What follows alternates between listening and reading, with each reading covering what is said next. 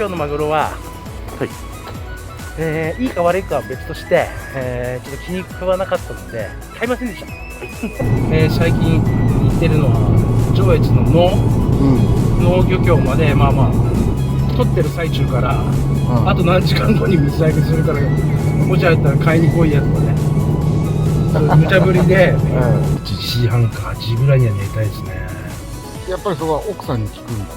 寝ていいですかって。はいはいなんて言いながらそういう指示があるってなんでまず行って、マグロの下付け、欠品ですね。マグロって結果一人で仕事してるわけじゃないんで、必ずパートナーと、相談して、仕事を決める。起きるのは大体1時か1時10分。コーヒーをひいて、コーヒー豆をひいて毎朝様にね、お客様によって、じゃあ、例えばアジが欲しいとか、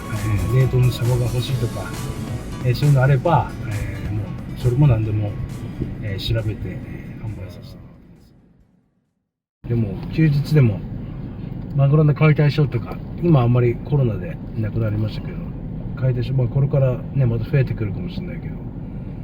休日解体ショーとかあるんであれば、それはそれでやらせてもらいます。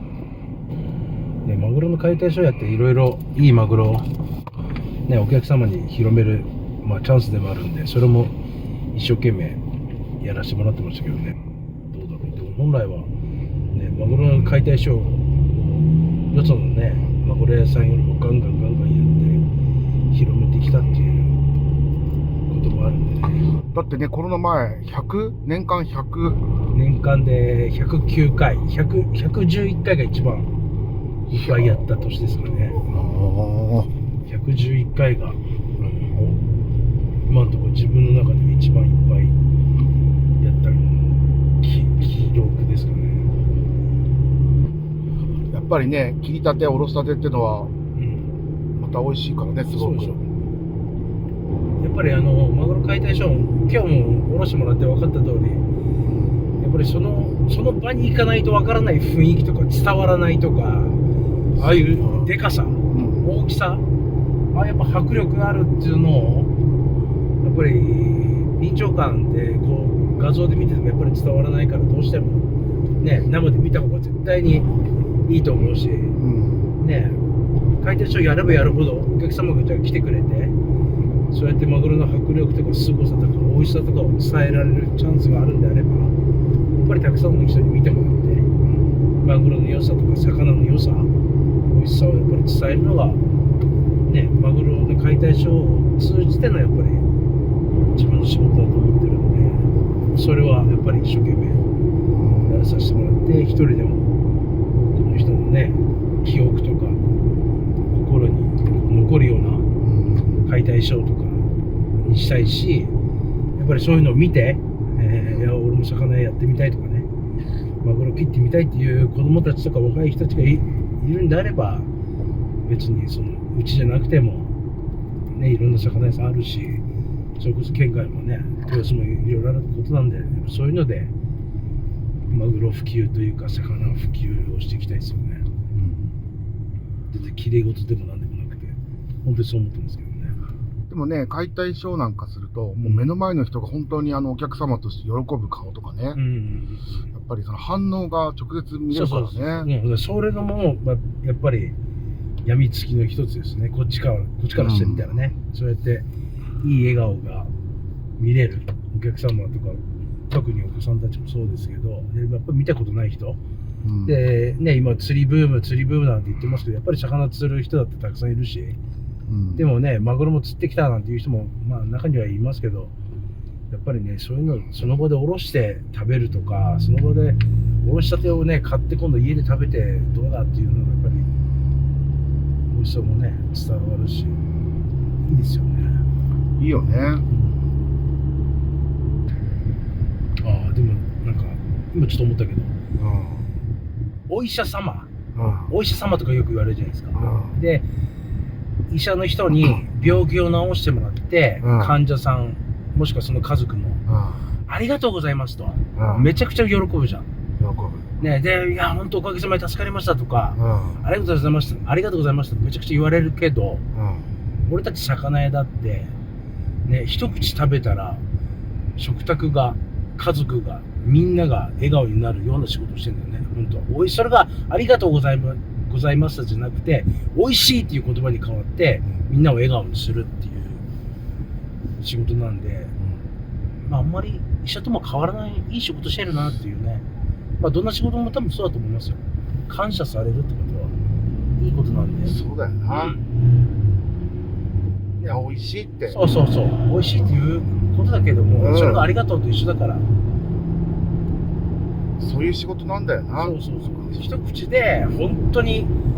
ね、劇的に顔が変わったりするわけじゃないですか。それまでイライラして怒ってた人たちがね、マグロを一口食べた途端にね、まあまあ、あんまり怒りながらマグロ食べる人って俺見たことないけど、でも、それでもね、一口食べただけで、うわーうまいとかね、びっくりするような顔とか、やっぱりされると、こっちもやっぱり、いいマグロを選んでよかったなとか、買っていただいてよかったなとかね、この仕事やってよかったなというのがやっぱりあるんで、それが、タイであったりね、ノドグロであったり、南蛮エビであったり、それは何でもよくて、魚屋っていう仕事も一瞬にしてね、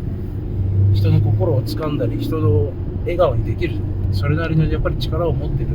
職業なんだなと思うと、やっぱりどんどん若い人たちにもね、まあ、夜中の仕事なんできつくて大変だしね、汚いっていうのもあるかもしれないけど、すごく魅力のある仕事だと僕は思ってここまでやってますけど。そうだな。すごくいいこと言いましたね。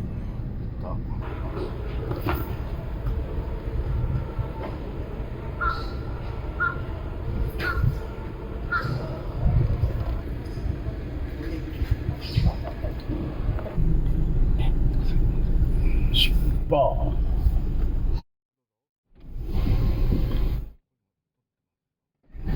あ、いい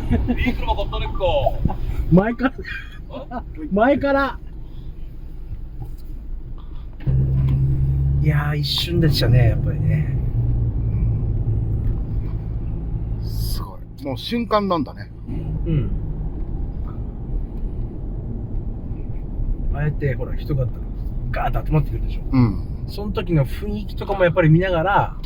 値段を決めていかないと、みんな欲しがってるな、欲しそうだなっていう空気感が、これやっぱり現場行っていかないと、電話だけでいいのあるかどうだっていうところで空気感が伝わんないから、たとえ電話くれた人に対して値段いくらだったら買ってくれなって言ったところで全然生きた買い物、生きた商売じゃないんで、人に任せるぐらいだったら買わない。頭の中はもうマグロだけだな。そうでもない。そんなことないですよ。一番大事なのは我々からマグロを買ってくれるお客様が買うと、そのマグロを食べたお客様の笑顔ですよ。想像してでしょ。そうだよな。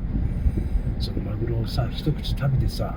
うわー美味しいって言ってくれたその人の笑顔を想像しながら仕事させてもらってます。すげえな、幸せな仕事だな。いいこと言った、そうです。まだ早いのにな、時間。そうですよね。1時ちょい過ぎに起きて何喋ろうかな。眉毛白髪だったなっていうことぐらいしか頭になかったけどね。夜中のボケに締めるまま精一杯やった方がいいんじゃないか。そうだな。